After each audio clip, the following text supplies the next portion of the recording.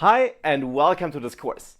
My name is Maximilian Schwarzmüller and I will be your instructor in this course. Now, this course is about TypeScript, a superset to JavaScript, so a programming language which actually builds up on JavaScript.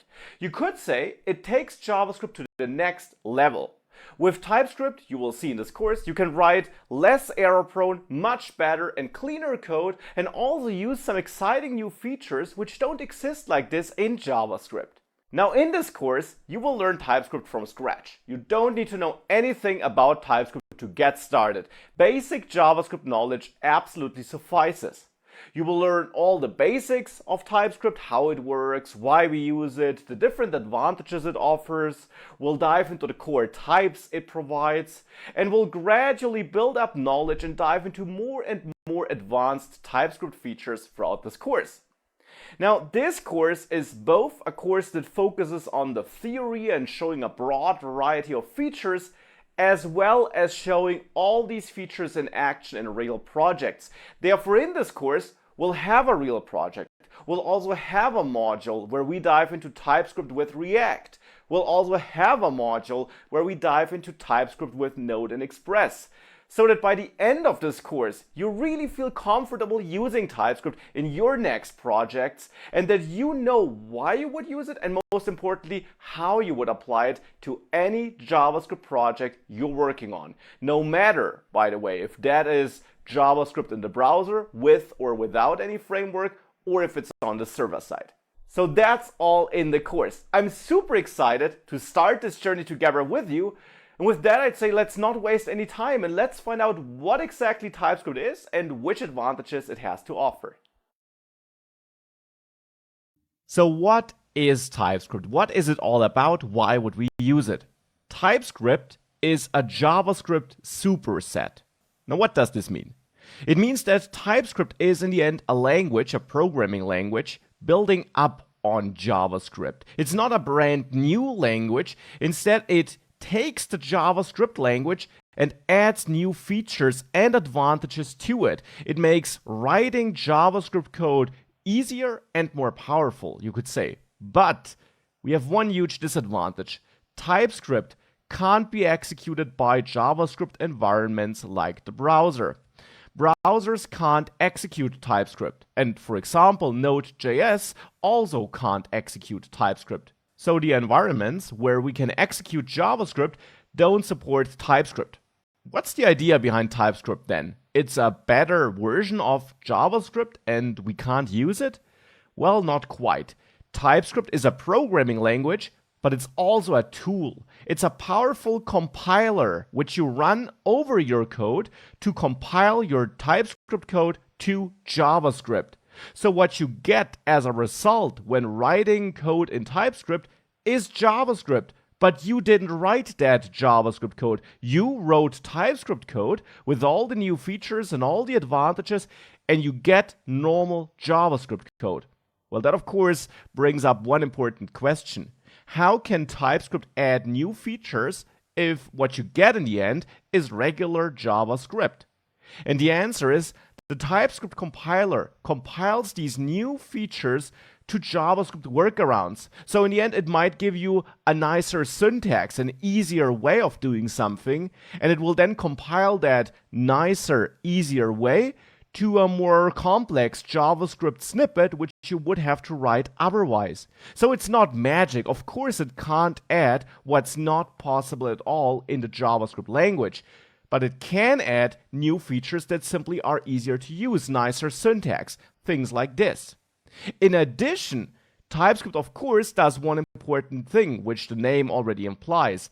It adds types. It adds a feature to the JavaScript language, at which we'll have a closer look in a second, which will actually give you, as a developer, an opportunity of identifying errors in your code earlier before your script runs and the error occurs at runtime in the browser. So it does not only give you some new features and nicer ways of doing something, it also gives you extra error checking where errors, which you would otherwise get as runtime errors, can be caught and fixed early during development.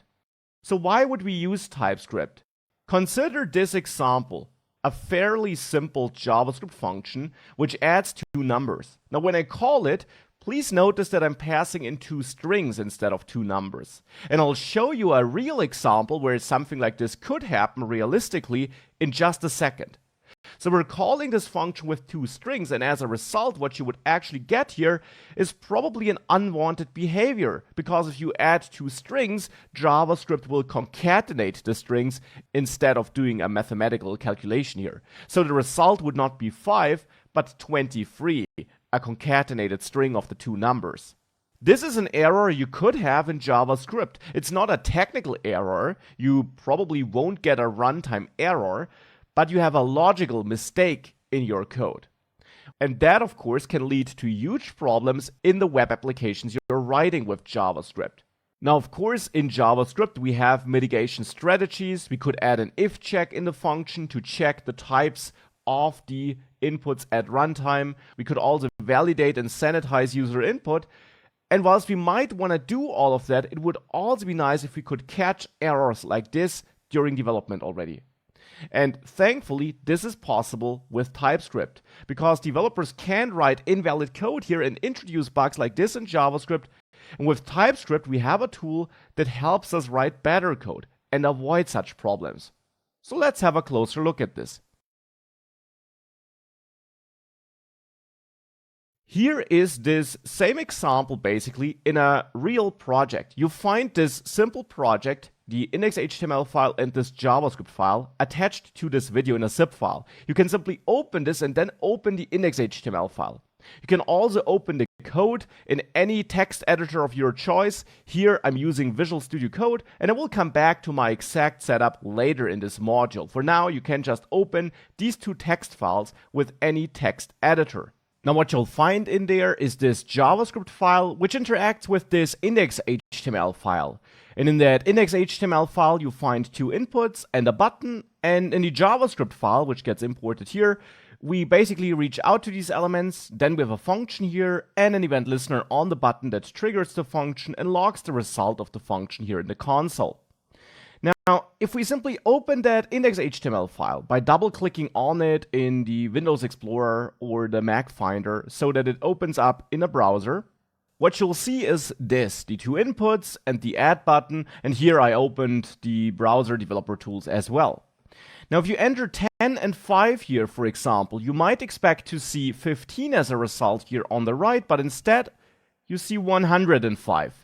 And this shows us a weakness of JavaScript here. This is not a technical error, it's not an error which is thrown, but it's a logical error in our application.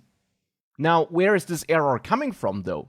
Well, here in JavaScript, I reach out to these two inputs, and when the button is clicked, in the end, I get the values of the two input elements, and I pass them here to add.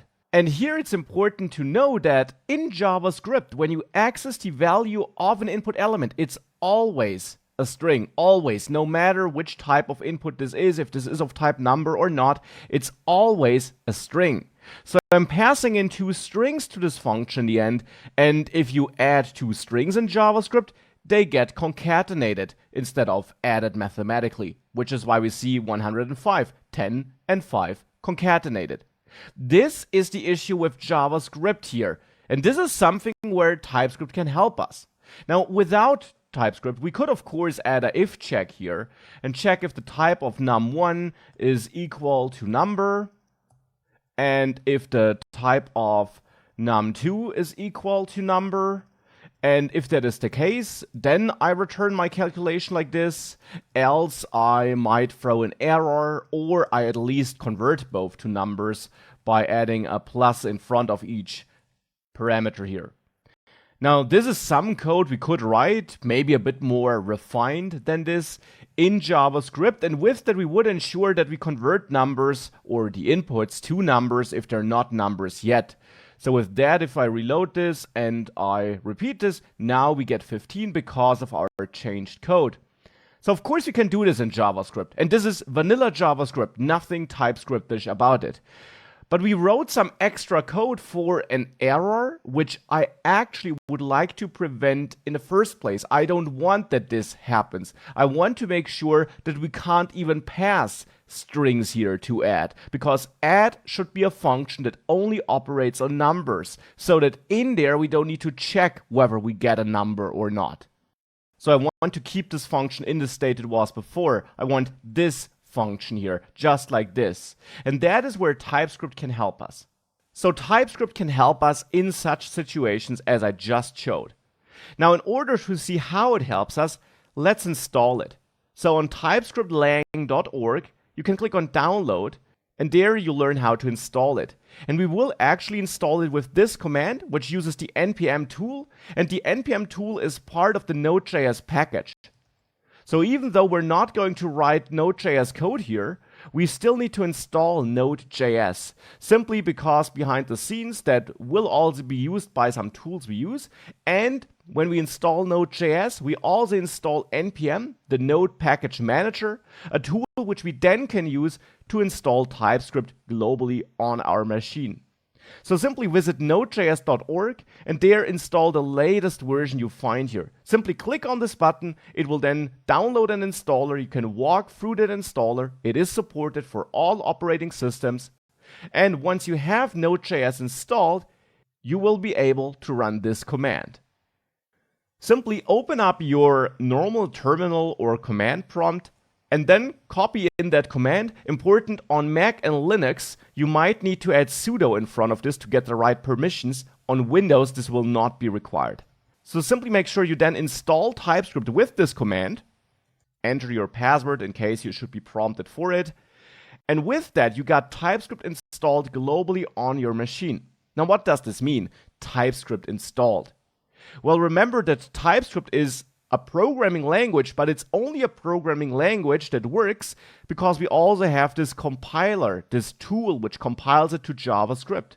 So in the end, what we installed here is the compiler and everything it needs to know to understand TypeScript code to convert it to JavaScript. So with this, we have the compiler installed. And we can run the tsc command now, which invokes this TypeScript compiler to compile a TypeScript file to JavaScript. So to see this, in this project we worked on, let's simply add a new file using ts.ts, for example. Any name you want, but the extension should be .ts, which stands for TypeScript. Now let's copy that JavaScript code into that TypeScript file. Here in Visual Studio Code, I immediately get some errors, which we now will fix. And this is one great advantage of TypeScript. If you're using the right IDE, and my strong recommendation really is Visual Studio Code, and I will come back to that later, then you already get great support in the IDE when working inside of TypeScript files. Here already it basically lets TypeScript analyze my code and identifies some weaknesses, which is great because that's exactly what I want. So here in this example, let me delete the JavaScript only JS file. And with that, some of the errors are gone because it identified that some constants and so on were used in multiple files, but it still gives me an error down there. And what you see, for example, is that it's not sure if there really is a value property.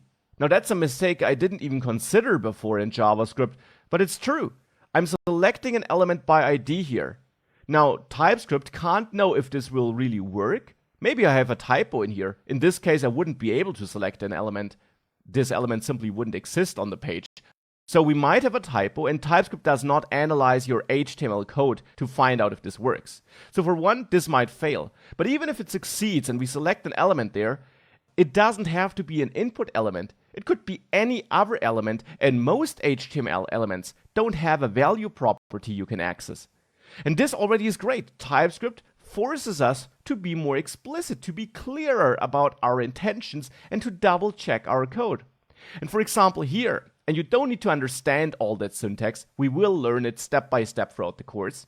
But for example here, we could let TypeScript know that we are sure that we will get an element, by adding an exclamation mark. This basically tells TypeScript this will never yield null. This will always find an element. And as a developer, I of course know that this will always find an element because I double check that ID and I see, yeah, I have that ID here. Now in addition, I also know it will always be an input element. So we can use as HTML input element a syntax called typecasting, which I will also explain in greater detail later, to let TypeScript know which type of element this will be. We can apply this to the second element as well. So just to be really clear here, this is TypeScript syntax. I can use this exclamation mark here and I can use this typecasting here because we are in a .ts file, we are in a TypeScript file. We will compile this to JavaScript. This would not work in vanilla JavaScript. This is not available there. With this, we are forced to be clearer about our intentions and to really think about our code and double check it, which is great. But that's not even the biggest advantage. The biggest advantage is the addition of types. That is what gives TypeScript its name, after all. And here, I'm not saying anything about the types of data this function operates on. If we hover over one of these parameters, we see this anything here. And in the end, this is TypeScript saying to us, I don't know what's in there. It could be any type of value. Now we can add a more explicit type in TypeScript files, so not in JavaScript files, but in TypeScript files, by adding a colon here and then specifying the type. For example, number. Doing this here and doing this here. With this extra syntax, which TypeScript, which this compiler understands, we're telling TypeScript that this here will be of type number and this will be of type number. And therefore now we get an error here again. And we don't just get this error in the IDE, by the way. We also get it if we try to compile this code, because that is ultimately what we need to do, right? Now to compile this, I will open a terminal, and here I'm just opening my terminal or command prompt, which is integrated into this IDE. It's the regular system command prompt, the regular system terminal I was using here as well, just already navigated into this folder. So if you are not using some built-in IDE terminal, you can use your regular one, but cd navigate into that extracted starting folder where you added your TypeScript file. And once you are in that folder, you can run tsc, that will invoke this TypeScript compiler we installed earlier, on using -ts.ts. And if you run this, you will actually get an error. You will still get a JavaScript file because by default, TypeScript will still compile it to JavaScript. You will also learn how to suppress this later in the course. But it gives you a compiler error while doing so. It tells you that argument of type string is not assignable to parameter of type number. So the problem here is that TypeScript understands that what we get on the value property of our input element will be a string. We also see this here in the IDE. And we can't pass this to add because there we don't want a string, we want a number. So we have to fix this by, for example, converting this to a number here by adding a plus. And as soon as we do this, we can compile this code again by repeating that command. And now it compiles without errors. It gives us this using TypeScript.javascript file. And now it shows some errors again because it doesn't understand that I will never use both files at the same time here. Again, this is also something which will get better later in the course. Once we configure this, we can ignore this for now. So it gives me this file. And if we open this, we see something interesting in here. We see that there, of course, our types are gone. This casting here is gone. We have vanilla JavaScript again. So if we have a look at our TypeScript file here, we see that there we have all these nice additions. But as I mentioned, these are just TypeScript features. When you compile to JavaScript, they are used to evaluate your code and to find potential errors, but then they are stripped out and we get regular JavaScript as output. So now we can go to our index.html file and import using ts.js, and that's important. Always import JavaScript files because the browser can't run TypeScript. We need to import the result of our compilation. And now with that, if we reload this, We have our working code because now we have proper JavaScript code where we fixed this issue by casting our inputs before we pass them to the function, but we were able to fix these issues because of our type annotations here.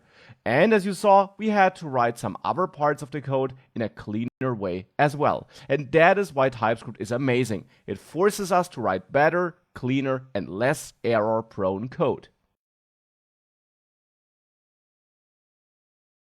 So you saw TypeScript in action, and it offers great advantages. It makes writing clean code really easier. TypeScript adds types, and that is super important. With types, we have to be way more explicit about how things work, and we can avoid many unexpected and unnecessary errors by using types. In addition to that, we also can use IDEs, modern IDEs, which have built-in TypeScript support, which can pick up on these types and give us better auto-completion and built-in errors which show before we even compile the code because they also understand TypeScript. But besides the types and the huge advantages we get alone by using types, we also get other features added by TypeScript. We can use certain next generation JavaScript features, which we can write and use in our TypeScript files, and then they will get compiled down to JavaScript code, to workarounds that even work in older browsers. If you know Babel, which is a tool that allows us to do that with vanilla JavaScript as well, it's a bit like that, just already built into TypeScript. We can use modern JavaScript features and still produce and ship code that works in older browsers as well. TypeScript also adds certain features which only TypeScript understands, like interfaces and generics. These are features which can't be compiled to JavaScript, but they don't have to because they are features that help us during development, that give us clearer errors and help us avoid even more errors. So it even adds more features on that front besides the types we already learned about. It also gives us certain meta programming features like decorators, on which I have a whole module in this course where you will understand what exactly decorators are, why they are so meta, and why they are amazing. TypeScript also is highly configurable. We didn't configure it thus far, but I have a whole module in the course where we talk only about the compiler and how to configure it. And you can really fine-tune it to your requirements to make it stricter or looser, and to ensure that it behaves in exactly the way you want it to behave. And with modern tooling, with modern IDEs, you even get support in non-TypeScript projects. The IDE you just saw, Visual Studio Code, that even gives you better support in plain JavaScript files because it is able to use some TypeScript features under the hood without you explicitly using TypeScript. So that's a free gain you get out of the box when being aware of TypeScript and when using modern tools. So there are many reasons for using TypeScript, and that's probably why you took this course. In this course, we will now learn it step by step, and we will learn all about the amazing features it adds. This course is packed with content. We're almost done getting started, and thereafter we'll dive right into TypeScript and into all its exciting features and learn them step by step. We'll start with the TypeScript basics, of course, the core types, how it generally works, some of the new features it adds, and all you need to know to get a good understanding of TypeScript. Thereafter, we'll already dive deeper into the TypeScript compiler and the configuration of it, because it's super important for you to understand what you can configure there and what all these different settings do. So we'll have a closer look at that in this module. Thereafter, we'll explore next generation JavaScript features supported in TypeScript, how they work, and how you can use them in TypeScript. We'll continue with classes and interfaces, a super important concept, partly also in vanilla JavaScript, in the case of classes. But with interfaces, we also got a brand new TypeScript feature, and you will understand what they are, what they do, and why we might want to use them. Thereafter, it's time to dive deeper. We'll have a look at some advanced types and advanced TypeScript features in general, taking it to the next level there and building up on the basics we already learned about up to this point. Also an advanced feature, which definitely deserves its own section, is the generics feature. You will learn what that is and why it's really, really helpful in this module. Followed by decorators. Decorators are a pretty cool feature, also added by TypeScript, and we'll have a closer look at decorators and also build some really useful decorators in that module. And thereafter, we will have learned a lot about TypeScript. Now, the course is organized such that I show all these individual features in relatively small, simple demos. Now, to also give you a bigger picture and to see how you would apply all these features in a real project, we'll build just that.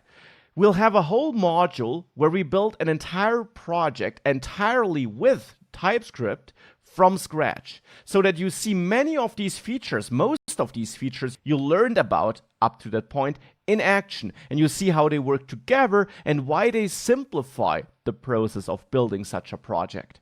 Once we're done building this project, we'll identify a new problem, and we'll learn how to solve it by working with namespaces and modules, which will help us make our code more manageable and readable. Building up on that, we'll also explore Webpack with TypeScript. Webpack is a build tool we use in modern front-end web development, and you can use it combined with TypeScript to get a better project setup, which simply makes certain things easier and allows you to get the best of both worlds. A great development experience and also code that works really well for your end users. Once we're done with that, we have a very solid picture of TypeScript and how to work with it in projects. Now, what you will need in a lot of real projects are third-party libraries. So we will take a closer look at that, because there are certain third-party libraries which really embrace TypeScript and have built-in TypeScript support, but there also are many libraries which don't. And we'll have a look at how we can work with both types of libraries in a great way in TypeScript projects. Well, and then there are some specific scenarios which deserve their own modules. We'll have a whole module about React with TypeScript, how you can build an entire React application with TypeScript only, and also an entire module about Node.js and Express and TypeScript, so that you also have great examples for these very popular and specific use cases of TypeScript, where you can suddenly create React or Node applications in a brand new way with a brand new language. So lots of exciting content in the course. Let's not waste any time. Let's see how you can get the most out of the course, and thereafter, let's dive in. Your success matters to me, and I want to ensure that you get the most out of this course. Now, of course, that starts with watching the videos. This is a video on demand course, so of course, watch the videos. You can go through this course step by step. It's built in such a way that all the modules and lectures build up on each other. You can also skip certain modules, of course, because all the modules also work on their own if you already know a concept, for example. Now, when watching the videos, of course, do that at your speed. You got speed controls here in the video player, and you can slow me down if I'm going too fast, or speed me up if I'm going too slow for your taste. I also recommend that you code along. It's not a must-do, but you typically learn better if you write code on your own, and you have to find and fix your own mistakes. Also pause and rewind the videos for that, because the videos are of course recorded in a way that also makes sense to people who are not coding along. So if you do, you might need to pause occasionally, try out the next steps on your own, or go back to an earlier point in a video to see how exactly I implemented something there. And in general, practicing is important. In this course, we work on real projects and we have many smaller demos. And I can only encourage you that you sometimes pause and try out the next steps on your own, or that you deviate from what I do and try out your own things. So definitely also advance on your own. Of course, only to a certain extent, because if you haven't learned about a certain feature, it might be hard to implement it on your own. But whenever possible, whenever you feel like it, definitely try out things on your own. Now, when you do that, or when you just code along as well, you will also face some errors. Things don't always go as planned, you introduced a mistake in your code, and you get an error. Now debug these errors and search on your own. Use the attached code, which you find attached to many lectures in the course, always to the last lecture of each module, so that you can compare your code to mine and find out where it deviates. But also, if you get error messages, Google them or use the search here on Udemy to also search the Q&A section, because chances are someone else had a similar error and you can quickly fix it by looking at their solution. Now, of course, if you're really stuck or if some concept is unclear, you can also ask but also answer here in the Q&A section. I do my best to provide quick support there, but also try to help others there on your own. Because besides fixing your own errors, if you also help others and work with other students, you get a lot out of this course as well. So that's definitely also a recommendation I have. And with all these steps or all these building blocks, you have everything you need to get the most out of this course. Now in the next lecture, I will show you the setup, the IDE I will be using throughout this course, and thereafter we can already dive into TypeScript. TypeScript is amazing, but in order to work with it efficiently, I strongly recommend that you also have a powerful code editor, a powerful IDE. And here my clear recommendation is Visual Studio Code. It's free to use and it has amazing TypeScript support built in. Now, you still need to install the TypeScript compiler, and we already did this, but this has the built-in support which shows you a lot of errors directly in the IDE before you even compiled the project. So you can simply visit code.visualstudio.com, and there you can download it for any operating system and simply walk through the installer there to get this modern IDE. Now it is the IDE I will be using throughout this course, and you can fine-tune and configure it to your requirements and needs. Here are just some settings I'm using. Under Code Preferences, you can change the color theme, and there I am using the Dark Plus theme, so if you want the exact same look, that's the theme I'm using, but of course you can also play around with any other theme here. I also installed certain extensions, so third-party plugins, so to say, which change the appearance or behavior of the editor. You can click on View and then Extensions to be taken to the Extensions menu or the marketplace, and it's all free, no worries, nothing here costs you money. Now I got tons of extensions installed, but the extensions I would recommend that you definitely have a look at is ESLint, that you install this to get linting, to get code quality check support in your projects, and that you install the material icon theme if you like these file icons I have in my projects. That's a pure visual thing, of course. It doesn't change any behaviors. And I can also recommend Path IntelliSense, so that later in the course, once we work with imports, you get better support there. And Prettier, which helps you format your code so that it always looks nice and is readable. Prettier works together with a certain shortcut which you should be aware of under Preferences, Keyboard Shortcuts. There, if you search for Format Document, this shortcut here is a shortcut you can always press in your code to auto-format it, to add missing semicolons, to make sure you use the right indentation everywhere, things like that. It makes your code more readable and your life as a developer easier. And that's it. You can also install TSLint, but that will be merged with ESLint in the future, so ESLint should be all you really need. With that, we can go back to View, Explorer, and you should have the same settings I have here, but also dive into the settings in general and explore them and fine-tune everything to your needs and to your likings.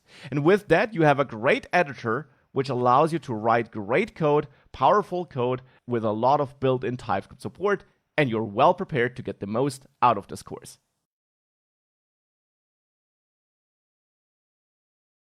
So we set up the IDE, which is important. Now let's also set up a starting project, which we'll use throughout this course in the different course modules. So basically a project setup with which we can start every course module to then write our code there.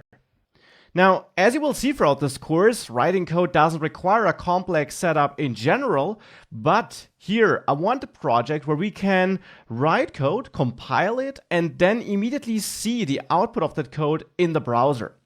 And for that, I'll first of all add a new index.html file, and you can add this in any empty folder. The two other files or folders you see here are just config files for Git in case you're using version control, and for my editor, which sets the zoom level. So that's all I have here. But in that index.html file, I will now initialize it with a base skeleton. And for that, in Visual Studio Code, you can just type HTML, choose that HTML5 option. If you're not getting this menu, just press Control and space, choose the HTML5 option and hit enter, and you'll get this skeleton. There we could enter understanding TypeScript here as a title, but that does not matter too much. More important is that here you add a script tag in your head section and add a source and point at app.js here and add the defer attribute. This tries to import an app.js file, which of course right now doesn't exist, and it will then of course also execute it if it finds it. This allows us to view our changes, our code changes, directly on the screen in the browser, or if we're just logging something to the console, in the browser DevTools. Next, I will add an app.ts file. That's the file, a TypeScript file, where we will write some code. And there, for example, you could console log your code goes here, or whatever you want. You can console log whatever you want here. And if you do that, you can compile this file with TypeScript, which we installed earlier. For that, you can open the terminal, integrate it into the editor here, and simply write tsc app.ts. This compiles this TypeScript file and generates an app.js file now, which is the file we're importing here. And if you now open this index.html file, you see whatever happens in here. You kick off the logic you wrote in here. And either that's logic that manipulates something on the DOM, or like in this case, it's logic which simply gets logged to the console. So here in this case, I opened this HTML file in the browser. You can simply double click on it outside of the IDE, so in the normal Windows Explorer or the Mac Finder. And then maybe open your developer tools if you're just logging something to the console, and you'll see your log here. Now that's nice, but whenever we change something here in our code, we have to manually recompile. Well, that is what it is for now. It will change later in the course, but we also have to manually reload this page here. And to speed this up and make sure that you don't have to do this whenever you change something, we'll actually also add another tool here to this dummy setup, which we'll use throughout this course, so that this happens automatically. Now to install such a tool, let's run npm init here in this project folder. The npm command is available if you installed Node.js. Make sure that for that you visit nodejs.org and download and install the latest version you find here. For the moment, we're not going to write any Node.js code, but Node.js comes together with the npm tool, which we can use to install third-party dependencies or useful tools that speed up our development, and for that reason, we need it here. So with that installed, you can run npm init in this project folder, simply hit enter, and you can answer all these questions here with the defaults by simply hitting enter all the time. And once this completes, it gives you a package.json file, which looks something like this. And now you can run npm install to install a dependency which is exclusive to this project. So to install a tool, you could say, which you can use in this project. --save-dev to mark it as a development only dependency. So a tool that helps us during development and does not contain any code which will execute as part of our main code. And the tool name is light-server. If you hit enter here, this installs this extra tool. And once this finishes, just go into your package.json file and in the scripts part, add a comma and add a new script which you name start. And then as a value between double quotes, enter light-server. So that name of the package which was added here. If you now hit enter, you can run npm start here to start this start script, and light server is a simple development server which always serves the index.html file next to the package.json file, so this file, and it serves your application on this URL you see here, localhost 3000 by default. And you can then just visit this location, simply enter localhost 3000 in the browser, and now your code runs here. And why is this better? Well, this will now automatically reload the page whenever another file in this directory changes. So if I, for example, add an exclamation mark here, and I save this, and I then compile this again with tscapp.ts, and you go back to the browser, you see the latest output immediately because it automatically reloaded. And that simply saves us the extra work of reloading manually. Now, important about this npm start process, definitely keep it running as long as you are working on your project, as long as you are writing code which you want to see execute in the browser. Once you're done, you can always quit this process with Ctrl+C, but once you do so, your project is no longer getting served under localhost 3000. So keep it up and running as long as you are writing code and making changes. With that, I'll change it back, but this is totally up to you. And this is the project setup I will use throughout this course. You also find it attached, of course, in the finished form.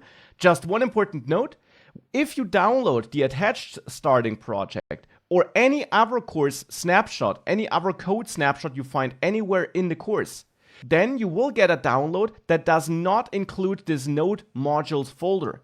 This is a huge folder which in the end stores all third-party packages and their dependencies.